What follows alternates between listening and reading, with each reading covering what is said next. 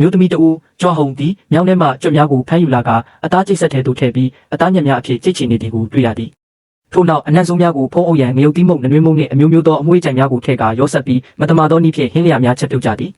ရင်းတို့သည်ဈေးပေါ်ဖြင့်ရွာထဲရှိပွဲလန့်တပင်များတွင်ရောင်းချကြရာရွာသားများကအရသာရှိသည်ဟုဆိုကာစားသုံးကြသည်စားသုံးသူများမှာဝက်သားလုံးများနှင့်ဟင်းလျာများကိုစားကာနှက်ခမ်းများတွင်အစီများဖြင့်ပျော်ရွှင်စွာစားသုံးကြသည်သို့သောနောက်တစ်နေ့တွင်ရွာသူရွာသားများမှာဘိုင်းနာခြင်းဥမကောင်းခြင်းဝေဒနာများခံစားကြရတော့လဲအစားအစာအလွန်ကြုံစားမိ၍ဟုသာထင်မှတ်ကာထိုသူများကိုပင်ကျေးဇူးတင်နေကြစေဖြစ်သည်ရင်းတို့ဇနီးမောင်နှံမှမူဤလိုရဲ့ကြောင့်ငွေမြောက်များဝင်လာကအလွန်မင်းပျော်ရွှင်နေကြသည်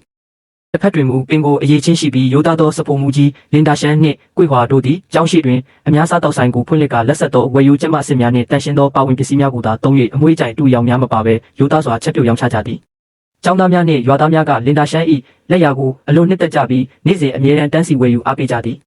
တရက်တွင်ကျောင်းဆရာတဦးကလင်ဒါရှန်ထံသို့လာရောက်ကတင်းလက်ရာကလမ်းဘေးမှရောင်းဖို့နှမျောစရာကောင်းတယ်ဟုချီကျူပြီးလာမီလာတွင်မိမိ၏အဖေအသက်80ပြည့်မွေးနေ့အတွက်လူနည်းစု9တန်းတာအခမ်းရန်အတွက်ချက်ပြုတ်ပေးရန်အနှံသည်လင်ဒါရှန်ကလည်းဟင်းပွဲများကိုတန်ရှင်းစင်ကြယ်စွာချက်ပြုတ်ပေးမည်ဟုကတိပေးလက်ခံသည်အခြားတစ်ဖက်တွင်ဂျုံဆက်ယုံမှဒရိုက်တာလူနှင့်ရင်းဤလူယုံဖြစ်သူဝန်ဌာနမှုတို့သည်ဆက်ယုံတွင်အလွန်ကြီးကျယ်သောအခမ်းပွဲကြီးစပွဲနေ့ရစာပြုလုပ်ရန်စီစဉ်နေကြသည်အထူးဧည့်သည်တော်များနှင့်ရင်းနှီးမြှုပ်နှံသူများတက်ရောက်မည့်ထိုပွဲအတွက်စပိုမှုရှာဖွေနေကြသည်ဝန်ဌာနမှုကမတမာသောဇနီးမောင်နှံဖြစ်သူစောက်ဖူနှင့်ကြွားဟာတို့ကိုထောက်ခံပေးပြီးရင်းတို့သည်ဈေးနှုန်းချိုသာကြောင်းနှင့်လက်ရကောင်းကြောင်းပြောဆိုကာလက်ထိုးပြီးအလုပ်ကိုရယူရန်ကြံစီကြသည်ဝန်ဌာနမှုကစောက်ဖူတို့ထံသွားရောက်ကဂျုံဆက်ယုံ၏အခမ်းပွဲကြီးကိုချက်ပြုတ်ရန်တာဝန်ပေးအပ်ကြောင်းပြောကြရာဇနီးမောင်နှံမှငွေမြောက်များဝင်လာတော့မည်ဖြစ်သောကြောင့်ပျော်ရွှင်ဝမ်းမြောက်နေကြသည်လင်ဒါရှန်သည်မိမိ၏သုံးမိဆိုင်ကယ်ဖြင့်သွားနေစဉ်စောက်ဖူနှင့်ကြွားတို့ကမော်တော်ဆိုင်ကယ်ဖြင့်လိုက်လာကြပြီးလင်ဒါရှန်ကိုလှောင်ပြောင်ကြသည်စောက်ဖူကမင်းကတနေ့တလေမိုးလင်းမှမိုးချုပ်အောင်အလုပ်လုပ်ပြီးဈေးပေါ်တဲ့ဟင်းတွေပဲရောင်းနေရတာငါတို့ကတော့စက်ယုံကြီးရဲ့စပွဲနေ့ရစာအကြီးစားအလုပ်ကိုရသွားပြီးမင်းလိုရိုးသားနေလို့ဘာမှမထူးဘူးဟုကြွားပါသည်လင်ဒါရှန်ကစောက်ဖူတို့အားစက်ယုံရဲ့အခမ်းပွဲဆိုတာကစားစရာမဟုတ်ဘူးအပြင်ဧည့်သည်တွေနဲ့တာဝန်ရှိသူတွေလာမဲ့နေရာအဲ့ဒီမှာမင်းတို့ရဲ့အစားအစာမတန်ရှင်းတာတွေတုံးရင်လူတွေအစိတ်တင်ပြီးကြီးမားတဲ့အကျိုးဆက်တွေဖြစ်လာလိမ့်မယ်ဟုပြင်းမာစွာတတိပေးသည်ကြွားကလင်ဒါရှန်၏စကားကိုအရေးမဆိုင်ပဲပြန်လဲလောင်ပြောင်ကမင်းကမနာလိုဖြစ်နေတာပဲငါတို့ကတော့ဒီပွဲကနေငွေတွေအများကြီးရပြီးမြို့ထဲမှာအိမ်ဝင်မှာဟုဆိုကာမြန်မာနာထောင်ကားစွာဖြင့်ထွက်သွားကြသည်သူတို့လုံးဝမသိခဲ့ကြပါဘူးအဲ့ဒီရန်နှစ်ရဖို့ရှိတဲ့မင်္ဂလာအခမ်းပွဲကြီးဟာသူတို့ကိုယ်တိုင်တူထားခဲ့တဲ့ဘယ်တော့မှမပြောက်ကွယ်မဲ့တချိုင်းကူတစ်ခုဖြစ်နေလိမ့်မယ်ဆိုတာကိုပေါ့ညနေတကောင်ရအချိန်မှာကြောက်ဖူကွေးနဲ့ဆွေဟုံတို့ဟာမော်တော်ဆိုင်ကယ်3ဘီးတစ်စီးနဲ့ကိုတောင်တစ်ခုစီရောက်ရှိလာကြပြီးလူတန်ကြီးတဦးနဲ့တွေ့ဆုံကြပါတယ်လူတန်ကြီးကကိုတောင်တကားကိုဖွင့်ပြလိုက်တဲ့အခါအထဲမှာအိတ်တွေနဲ့ပုံထားတဲ့အသားမြောက်များကိုတွေ့ရပါတယ်ကြောက်ဖူကွေးကအဲ့ဒီအသားတွေကိုကင်တွယ်ဆန်းသက်ကြည့်ပြီးသဘောကျကရင်မောလိုက်ပါတယ်ဆွေဟုံကလည်းဘလို့ပဲဖြစ်ဖြစ်အသားဖြစ်ရင်ပြီးတာပဲအာလူလုံးလုံးမလားအပြားလီမလားဘသူကလုံခဲ့တဲ့ဘယ်နှစ်ကအေးခဲထားတာလဲဆိုတာဘသူကဂယူးဆိုင်မှာလဲလူပြောပြီး800ကီလိုရှိတဲ့အသားတွေအားလုံးကိုသူမကလုံးဝလက်ဝါးကြီးရိုက်အကုန်ယူလိုက်ပါတယ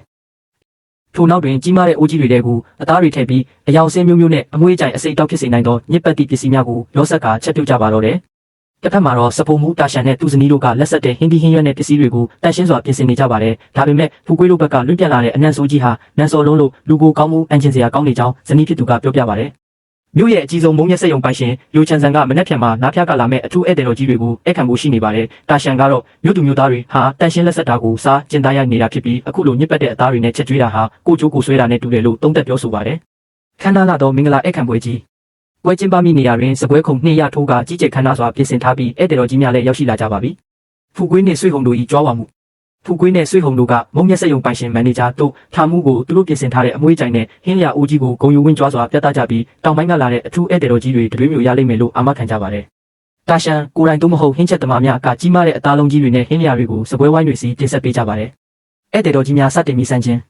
အထူးဧည့်သည်တော်ကြီးကျန်းစုံနဲ့မုံမျက်စက်ယုံပိုင်ရှင်တို့ကဟင်းလျာတွေကိုမိဆန်းကြည့်ကြပြီးပထမတော့ကောင်းတယ်လို့ထင်ခဲ့ကြပါတယ်။ထူးဆန်းသောအရာတာကိုခံစားရခြင်းဒါပေမဲ့အဓိကဧည့်သည်တော်ကြီးကအသားလုံးကိုကိုက်လိုက်တဲ့အခါမှာတော့အရသာမှာစားအမွှေးကြိုင်နဲ့ပြူတခါတက်တဲ့အရသာတွေလွန်ကဲနေပြီးအသားနဲ့စစ်စစ်ကိုလုံးဝမရတော့ပဲတစ်သားဆက်လို့တင်းနေတာကိုသတိထားမိလာပါတယ်။ပွဲတက်လာတဲ့ရွာတွေကအဖိုးဖွားတွေနဲ့လူတွေပါအဲ့ဒီသားတွေကိုစားမိတဲ့အခါမှာအလွန်ဆက်ဆုပ်ဖွယ်ကောင်းတဲ့အနံ့ဆိုးနဲ့အပြူတရတာကိုခံစားရပြီးဒီစပူမှုကရန်သူလားအမွှေးကြိုင်တွေပဲတင်ထားပြီးအသားစစ်စစ်အရသာမရှိဘူးဆိုပြီးဝိုင်းဝန်းလက်ညှိုးထိုးကန့်ကွက်ကြပါတော့တယ်